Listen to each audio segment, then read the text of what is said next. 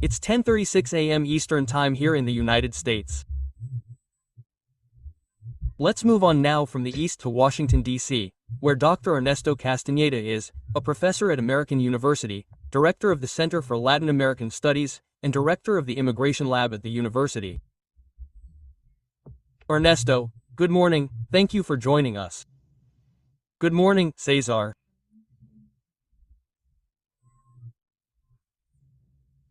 Ernesto, the ICE, Immigration and Customs Enforcement, is going to have an exorbitant amount of money.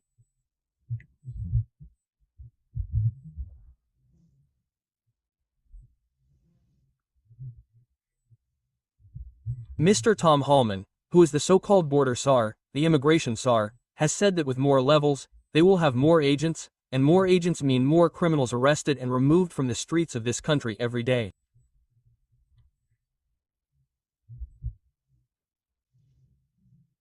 Every day that we arrest a threat to public safety or national security, that makes this country a lot safer. Well, hell, you can argue with that.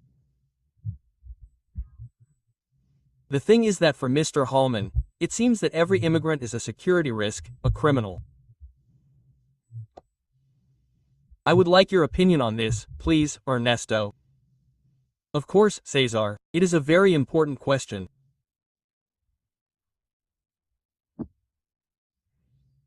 First of all, historically we know that totalitarian leaders almost always use this excuse of a national emergency or a crisis, that something must be done quickly, in a radical way to defend the nation.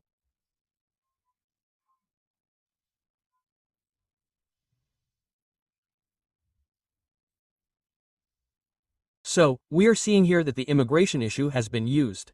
This excuse that there is an emergency at the border, that there are invading enemies, that mass deportations must be carried out, which refers not only to criminals or people who are undocumented, but we have seen in fact people whose only crime is having dark skin and having been born in another country and being in the United States.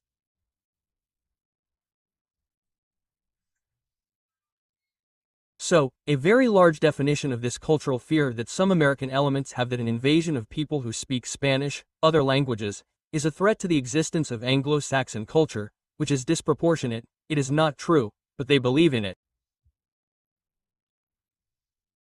So, that's why when Trump spoke about criminals, he wasn't referring to murderers, to violent people who had committed violent crimes, but rather to people who were living here, for example, from Latin America. So, in that context, they want to deport 11 million people and their families.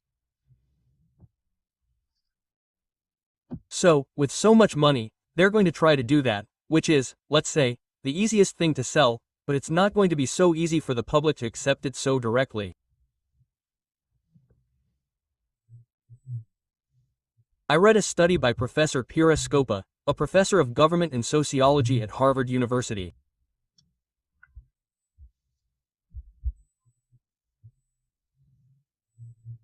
She was studying how in Hungary and Germany, during Hitler's time, police gangs were formed that would become the Gestapo, right?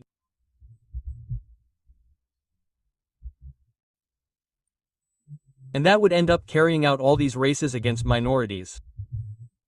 Jews, for example.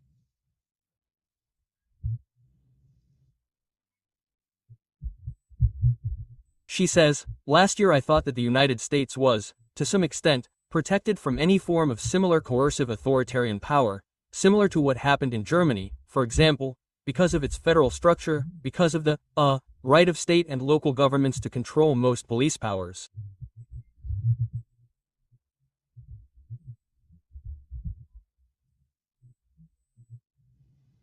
But now I see that the authoritarian milieu Miller Trump, referring to Stephen Miller, has come up with a diabolically ingenious solution.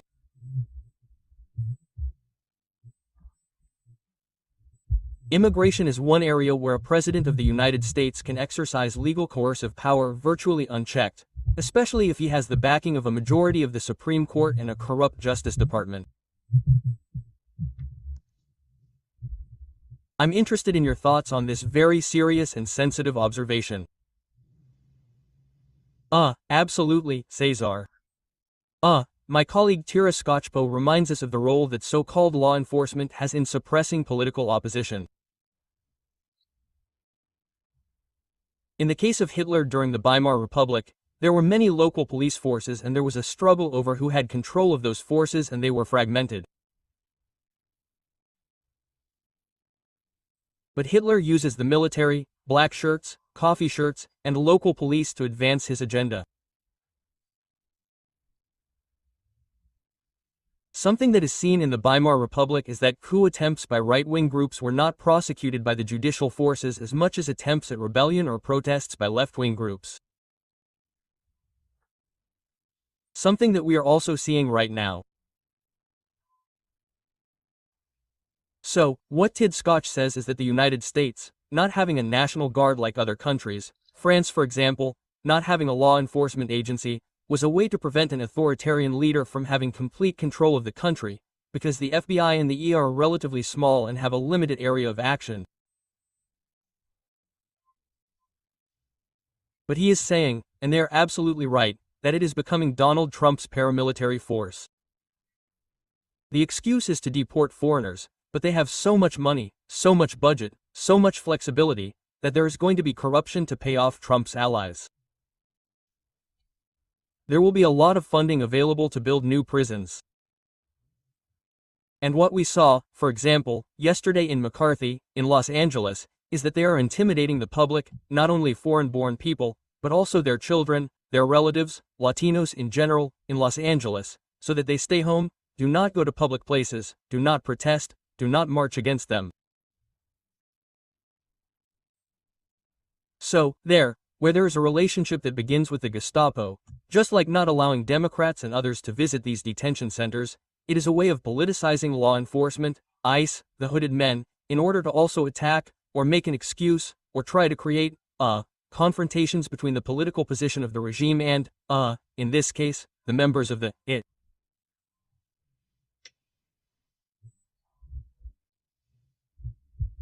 Makes sense to compare this, considering the geographical and historical differences between what the Gestapo was in Nazi Germany and what the ICE could be in the United States today. Ernesto. What it could be in the future, yes. I mean, up until now, it had a limited budget, it was almost out of money, and they didn't have enough staff for mass deportations.